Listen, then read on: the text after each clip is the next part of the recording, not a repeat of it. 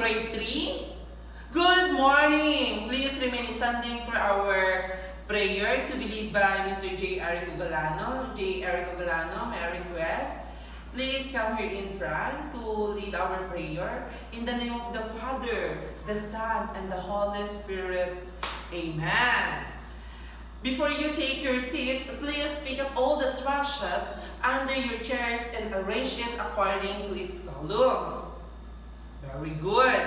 I have 3 rules here in classroom. Number 1, please listen to speaker. When I am talking about, when I discussing, please don't murmuring, okay? Very good. And number 2, don't use any gadgets when I discuss here in front. Is that clear? Very good. And the last one of my rules, if you have a question, please raise your hands. Is that clear? Very good. And is there any absent for today? Very good. Please give 3 claps. 1, 2, 3. Very good. Before we move for our new topics for today, class, yesterday we tackled about linking verb and helping verb. Class, what is linking verb again? Miss Eloisa? Very good. Please give 3 claps for Miss Eloisa. 1, 2, 3. 1, 2, 3. Very good. How about what is helping verb? J. Arico. Very good, J. Arico. Please give 3 claps for J. Arico. 1, 2, 3. 1, 2, 3. So class, I prepared an activity that will give you a hint for what we'll be discussing for today. So, class, now we will be having an interesting game that class will be divided into 2 groups. This is the group 1 and this is the group 2. The class will be divided into 2 groups. On the board, there are numbers. Each numbers contain a word that they should act. Is that clear? Very good. Each group must have a representative who will choose a number from 1 to 10. While someone is acting, the word the rest of the members should guess that act. Is that clear? Very good.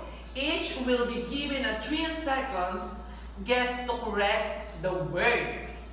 The first group who will win will having a prize. Is that clear, class? So this is the group 1 and this is the group 2. So what is simple tense, class? Expresses habitual actions, present state or condition, future action in general, truths or facts.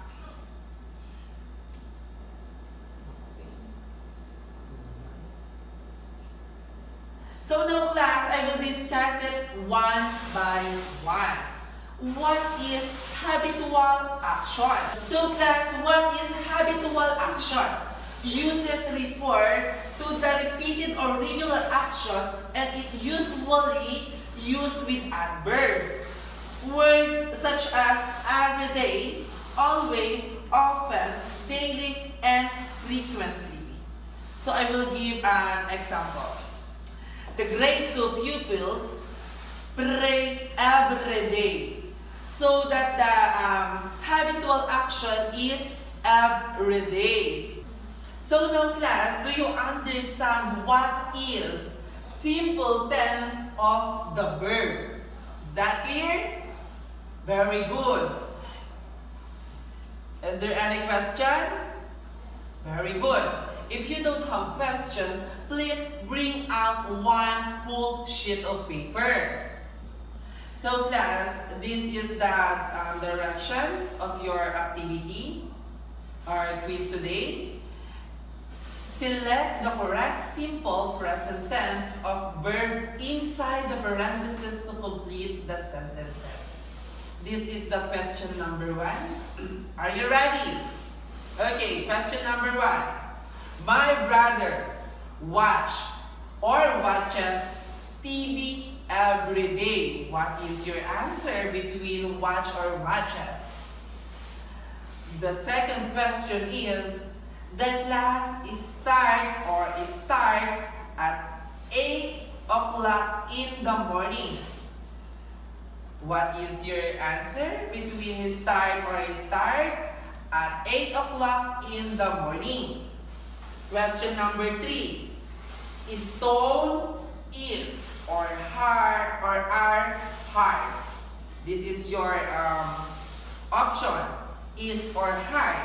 Stone is or are hard. Are you done, class? If you are done, please submit your paper from back to front. Very good.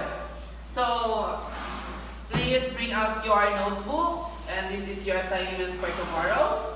This is the directions of your assignment for tomorrow.